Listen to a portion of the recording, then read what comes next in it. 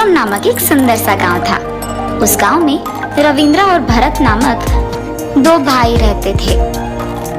वो दोनों खेती करके उनका जीवन बिताते थे। रविंद्र एक नेक इंसान था और वो सबकी मदद करता था, और भरत बहुत अभिमानी था। वो खेती करके आए हुए पैसों को बहुत ध्यान से बचाता था। एक दिन जब रविंद्र और भरत खेत की ओर बढ़ रहे थे, उन्हें बीच रास्ते में एक बूढ़ी औरत नीचे गिरे हुए दिखाई देती है। अरे बाप रे, बीच रास्ते में ये नीचे गिरी हुई है। शायद बेचारी को चक्कर आया हुआ होगा। चलो जाकर देखते हैं भाई। भैया, हमको उनसे क्या लेना देना, चलो जाकर हम अपनी काम पे लग जाते हैं। भरत, उस बूढ़ी औरत को ऐसे नीचे गिरे हुए देखकर भी तुम ऐसे कैसे कह सकते हो? तुम आओ या ना आओ, मैं तो जा रहा हूँ। ठीक है भैया, मैं भी आपके साथ आता हूँ। और ऐसे दोनों मिलकर उस बूढ़ी औरत के पास जाते हैं।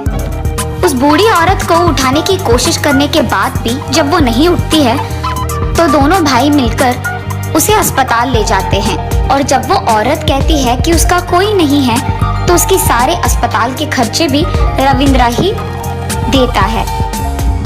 और भरत को ये सब बिल्कुल अच्छा नहीं लगता। ऐसे होकर भी अगर हम किसी की मदद नहीं कर पाए, तो वो कौन सी जिंदगी है? अनजान लोगों की ऐसी मदद करके मुझे बहुत खुशी मिलती है। मेरे पास अगर पैसों की बारिश भी हो ना, मुझे इतना खुशी नहीं मिलेगा। इसीलिए तुम कुछ भी समझो, पर मैं अपना ये आदत नहीं बदलूंगा। ये कहने के बाद भरत उनके भैया के बातों के बारे में ही सोचते रहता है। इनके साथ रहूंगा तो मेरे बचत के सारे पैसे से खत्म हो जाएंगे। इसीलिए मुझे जल्द से जल्द शादी करके मेरे भैया के पास जाके इस जायदाद में आधा भाग पूछना ही होगा और यहाँ से दूर चले जाना होगा। ये फैसला करके भरत राधिका नामक एक लड़की से शादी करता है और उसके भैया के पास जाता है।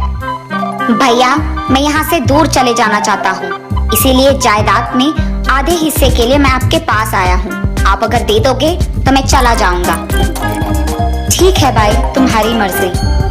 ये कह के उसके जायदाद में आधा हिस्सा उसके भाई को लिख देता है और भरत उसकी बीवी के साथ वहाँ से चले जाता है।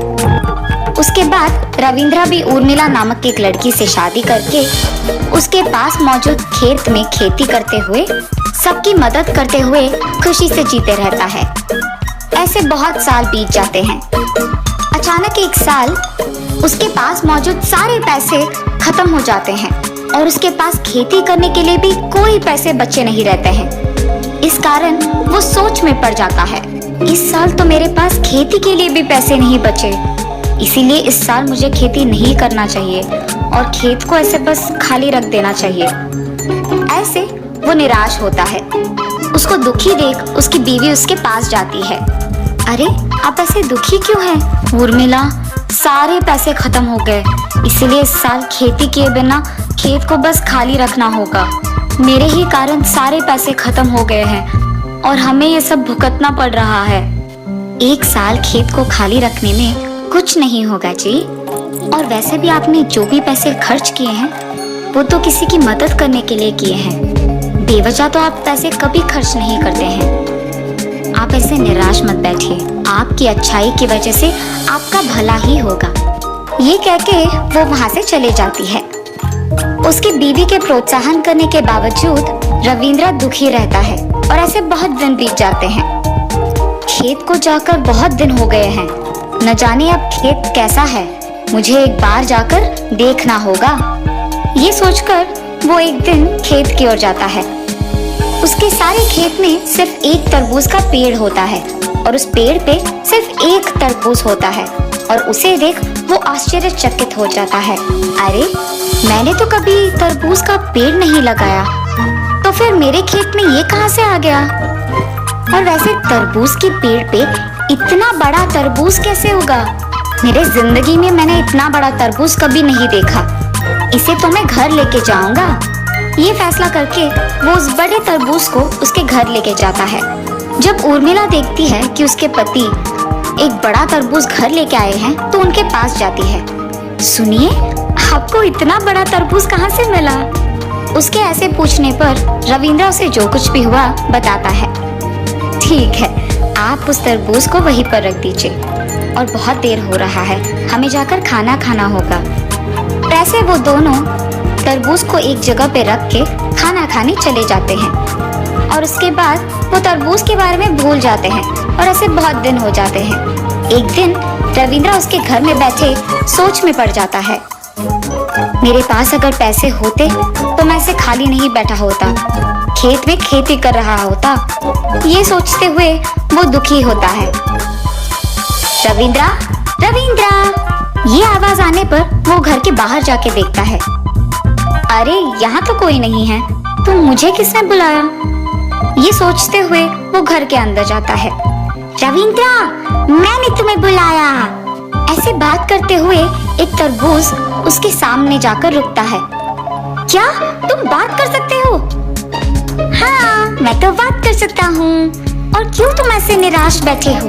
आपसे तुम्हारे पास जब भी पैसे नहीं हैं, तुम्हें निराश होने की कोई जरूरत नहीं है। जितने पैसे तुम्हें चाहिए मैं दूंगा।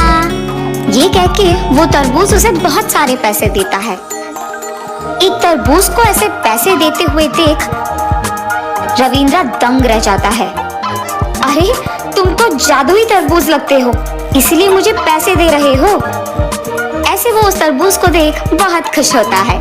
उर्मिला, उर्मिला, कहाँ हो तुम? जल्दी आओ। जी जी आई, क्या हुआ? ऐसे वो उसके पति के पास भागते हुए जाती है। उसकी आंखों के सामने बहुत सारा पैसा देख वो दंग रह जाती है। अरे इतने सारे पैसे आपको कहाँ से मिले? उसकी बीवी के ऐसे पूछने पर रविंद्र उसे तरबूज के साथ जो भी हुआ बताता है। क्या आपको एक तरबूज ने ये सब दिया?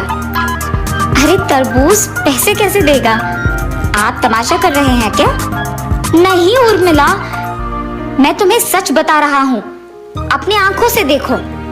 ये कह के वो फिर से उस तरबूज से पैसे मांगता है। उसके पैसे मांगते ही जब वो तरबूज उसे पैसे देता है तो उसकी बीवी ये सब देख आश्चर्यचकित हो जाती है। तब से पति पत्नी दोनों उनके पास मौजूद पैसे से